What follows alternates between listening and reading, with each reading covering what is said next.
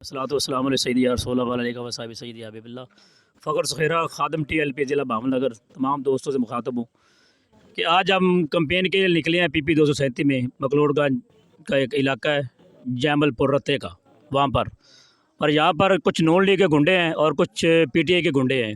انہوں نے ہمارا راستہ روکا ہے کیونکہ ہم تو نکلے نظام مصطفیٰ کے لیے اور میں آر پی او صاحب اور ڈی پی او صاحب سے کہتا ہوں کہ ان گنڈوں کو آپ لگام دیں.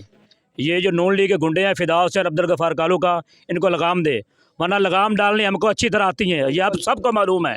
اور یہ ہمارا یہ ہم آپ کو بڑا عاجزانہ اور شریفانہ مشورہ دے رہے ہیں کہ اس فدا حسین کالو کا اور عبدالغفار کالو کا ان کو لگام ڈالو ورنہ جب لبیک کا لگام ڈالیں گے نا تو پھر پوری دنیا دیکھے گی کہ لبیک والوں نے نون لیگ والوں کو لگام ڈالی ہے. انہوں نے ہمارا راستہ نہیں روکا, دین کا راستہ روکا ہے. میں آپ سے ریکویسٹ کرتا ہوں ان کو لگام ڈالی جائے ورنہ پھر ایک اگلی کال ایسی ہوگی کہ پورا بہمن نگر کیا پورے پاکستان میں پتہ چلے گا کہ نظام مصطفیٰ کے لیے ہم پی 237 میں نکلے تھے اور کچھ گنڈے آئے تھے اور لبیک والوں نے گنڈوں کا جواب دیا ہے.